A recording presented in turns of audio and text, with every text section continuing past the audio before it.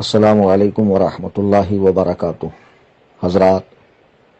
معتبر ذرائع سے یہ خبر ملی ہے کہ 2 روز قبل پاکستان میں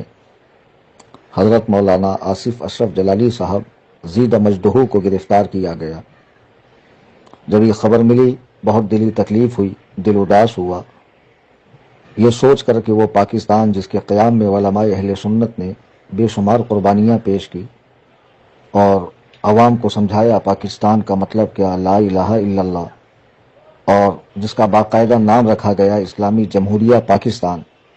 وہاں کی موجودہ حکومت کا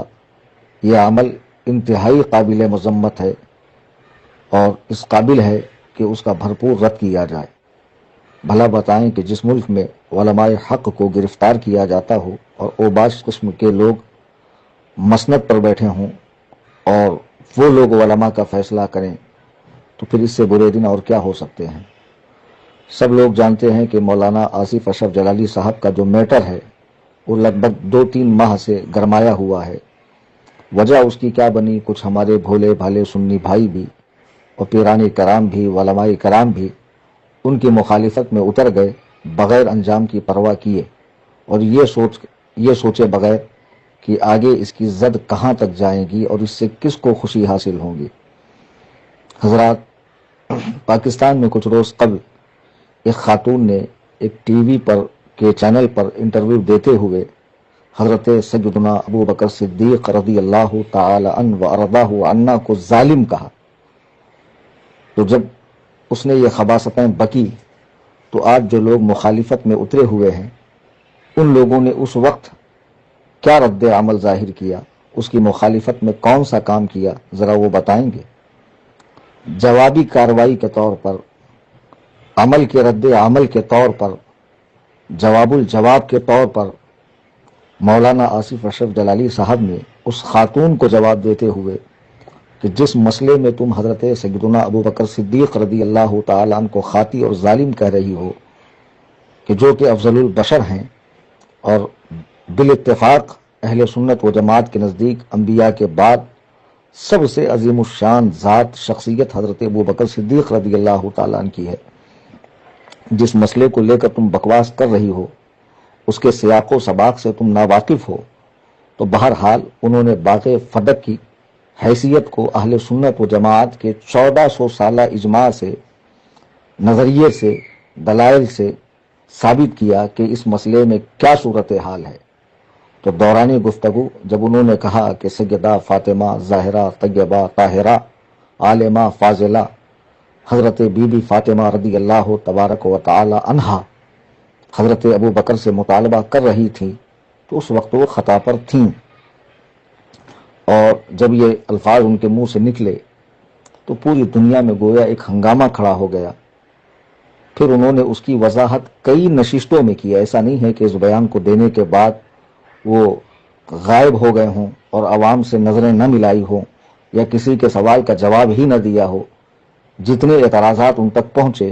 انہوں نے ہر بار جو ہے اس کا جواب دلائل سے دیا کہ بات یہ ہے، میری مراد خطا سے خطا اجتہادی ہے۔ یقیناً اہل سنت و جماعت کے اجماع کے مطابق انبیاء و ملائکہ کے بعد کوئی بھی ہستی معصوم نہیں ہے، البتہ بعضوں کو اللہ سبحانہ و تعالیٰ نے محفوظ رکھا ہوا ہے اور ان سے اگر خطا ہو بھی جائے تو وہ ایسی خطا ہے جس میں ثواب ہی ملتا ہے،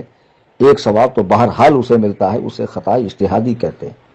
اتنی وضاحت کے بعد بھی لوگوں نے ان کی مخالفت کی اور کیا کچھ کیا، وہ ساری باتیں آپ سب جانتے ہیں، مجھے دہرانے کی ضرورت نہیں ہے۔ بات تو یہ تھی کہ جب انہوں نے تقریر میں اس قسم کی بات کہی تو جو لوگ اپنے مریدین میں بیٹھ کر بینگے ہانک رہے تھے ان کے سامنے جاتے، مناظرہ کرتے،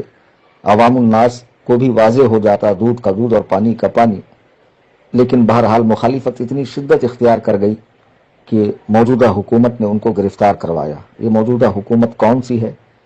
یہ جو لوگ پاکستان کے نہیں ہیں، دوسرے ممالک سے تعلق رکھتے ہیں، جیسے میں فقیر محمد کلیم حنفی رضوی، ہندوستان سے میرا تعلق ہے، یہ میرا ملک ہے، لیکن ہمیں سب پتہ ہے کہ موجودہ حکومت قادیانیت نواز بھی ہے، شیعہ نواز بھی ہے۔ وہ شیعہ جو پاکستان کو، وہ شیعہ جو گھوڑے کے پجاری، جن کا یہ خیال ہے کہ پاکستان کا قیام ذوالجناح کے کھر کے بدلے ہوا ہے، معاذ اللہ رب العالمین ثم معاذ اللہ رب العالمین۔ جس ملک میں شیعہ ذاکرین بے لگام ہو کر منبر رسول سے حضرات صحابہ پر تبرہ کرتے ہیں، ایسے کتنے ذاکرین ہیں جو حضرت علی کرم اللہ وجہہ الکریم کو مقام الوہیت پر بٹھاتے ہیں، حضرات ائمہ کو معاذ اللہ معصومین قرار دیتے ہیں، حضرات صحابہ کو گندی گندی گالیاں دی جاتی ہے، ان پر تو کوئی ایکشن نہیں لیا جاتا، ان پر تو کسی طرح کی کوئی کارروائی نہیں کی جاتی ہے۔ لیکن ایک عالم دین نے مسئلہ بتاتے بتاتے دوران گفتگو یہ لفظ کہا، اور بعد میں اس کی وضاحت کئی نشستوں میں کی، کئی مرتبہ بتایا کہ میری مراد کیا تھی، پھر نعرہ بھی لگوایا بے گناہ بے خطا سیدہ ظاہرہ طیبہ طاہرہ۔ اس کے باوجود بھی انہیں قید کرنا اور ان کے قید ہونے پر جو سنی خوشیاں منا رہے ہیں، ذرا وہ اپنے دل کے جھرونکے میں جھانکے اور اپنے دل سے پوچھے کیا واقعی آصف اشرف جلالی گستاخ اہل بیت ہے؟ تم معمولی باتوں پر لوگوں کو سنیت سے خارج کرو گے، ناسبیت اور خارجیت کے فتوے لگاؤ گے، تو سب سے بڑی فتویٰ فیکٹری تو جناب آپ ہی ہوئے، تو دوسروں کو آپ کیوں کہتے ہیں کہ فلاں جو ہے وہ فتاوے کی فیکٹری ہے؟ نہیں، بالکل ایسا نہیں ہے۔ آپ کو کوئی حق حاصل نہیں ہے کہ آپ کسی سچے محب صحابہ و محب اہل بیت کو معاذ اللہ گستاخ قرار دو۔ یقین جانیے کہ جو بھی اعلیٰ حضرت امام اہل سنت رضی اللہ تعالیٰ عنہ کے دامن سے وابستہ ہوتا ہے، اس کی حاشیہ خیال میں بھی کسی مقدس ہستی کی گستاخی آ نہیں سکتی، چاہے جائے کہ وہ سیدہ ظاہرہ طیبہ طاہرہ حضرت بی بی فاطمہ رضی اللہ تعالیٰ عنہ کی توہین کرے۔ انہوں نے کئی مرتبہ جب اس کی وضاحت کر دی ہے تو پھر ایک ہی بات کو پکڑ کر بیٹھنا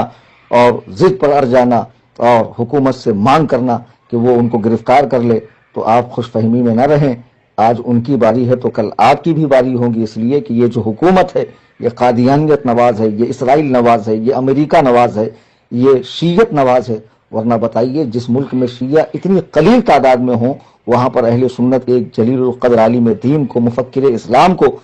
پابند سلاسل کیا جاتا ہے، حوالہ زندہ کیا جاتا ہے، اور لوگ خوشیاں منا رہے ہیں۔ آپ کو شرم آنی چاہیے کہ جن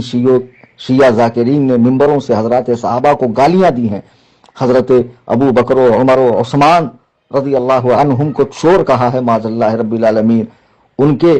مجرم تو کھلم کھلا گھوم رہے ہیں، اور ایک عالم دین نے ایک مسئلے کی وضاحت کے ضمن میں یہ بات کہی اور پھر اس کی بھی تشریح کئی مرتبہ کر چکا، تو آپ حضرات اسے جیل بھجوا رہے ہو اور خوشیاں منا رہے ہو، اور اس طرح کی دفعہ ان پر لگائی گئی ہے کہ جس کا انجام پھانسی تک ہو سکتا ہے۔ مسلمانوں ہوش کے ناخن لو، بالخصوص پاکستان کے سنی مسلمان، اور بالکل اپنے قائد کے لیے، ایک عالم ربانی کی حمایت کے لیے اٹھ کھڑے ہوں۔ اللہ کی عزت و جلال کی قسم اگر آج کھڑے نہ ہوئے تو پھر تمہارے علماء، تمہاری مساجد، تمہارے مدارس، تمہاری خانقاہیں، مزارات کا تقدس بھی پامال ہو جائے گا۔ خدا را ایسا نہ کریں، آپسی اختلافات بھلا دیں، ایک عالم دین کی بات کو سمجھیں اس نے کہا کیا ہے، اور اس کی تشریحات کو سمجھیں، اور خدا را اس قسم کا ظلم نہ کریں۔ میرے بزرگوں، دوستو، ایک بات اور کہ اگر ان کی بات غلط ہوتی تو پوری دنیائے سنیت کا مرکز اہل سنت بریلی شریف سے حضور قاضی القضات فی الہند جگر گوشہ سرکار تاج الشریعہ مظہر اعلی حضرت سیدی سرکار مفتی اسجد رضا خان قادری دامت برکاتہم القدسیہ اور عالم اسلام کی مائے ناز شخصیت استاذ العلماء صدر العلماء امام الفقہا سراج المحدثین امیر المؤمنین فی الحدیث حضور پرنور سیدی مفتی ضیاء المصطفیٰ قادری برکاتی رضوی دامت برکاتہم القدسیہ نے تک ان کی تائید کر دی ہے۔ یہ علماء جن کی عمریں خدمت دین میں گزر چکی ہے، جن کی عمر کا بڑا حصہ خدمت اسلام میں گزرا ہے، جن کے آبا و اجداد کی خدمات آب زر سے لکھنے کے قابل ہے، یہ علماء نے ایسے ہی تائید کر دی ہے۔ خدا را ان کو بھی تو دیکھیں۔ آپ دیکھ رہے ہیں لچھے دار تقریر کرنے والوں کو، آپ دیکھ رہے ہیں ان سنی نما تفضیلی مولویوں کو کہ جنہوں نے اپنے بیان میں اماں عائشہ صدیقہ کو خاطی کہا، حضرت امیر معاویہ پر لعن طعن کیا۔ آپ ان کو نہ دیکھیں، ان کو دیکھیں کہ جن کی خدمات اسلام میں کس قدر ہیں، کہ جن کے شاگردوں کا حلقہ دنیا کے کونے کونے کے اندر پھیلا ہوا ہے۔ جب ان لوگوں نے تائید کر دی ہے تو ہم جیسے چھوٹے موٹے لوگوں کو کیا حق حاصل ہے کہ جس مسئلے کا ہمیں پتہ ہی نہیں ہے اس کے بارے میں ہم اپنی رائے رکھیں، اپنی تحقیق پیش کریں کہ میرا خیال یہ ہے۔ آج ان کا فیصلہ چائے کی ہوٹلوں پر، پان ٹپریوں پر،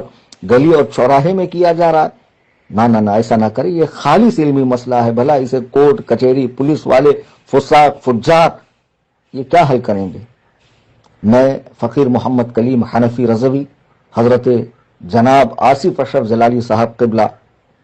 की तायीद करता हूँ कि उन्होंने जो बयान दिया था और उसकी जो तशरीहात और तसरीहात उन्होंने पेश की है वो बिल्कुल दुरुस्त है। वही अकीदा अहले सुन्नत व जमात है जो मुतवातिर है, जो तवातुर से चला आ रहा है, और उसके खिलाफ जो लोग अकीदा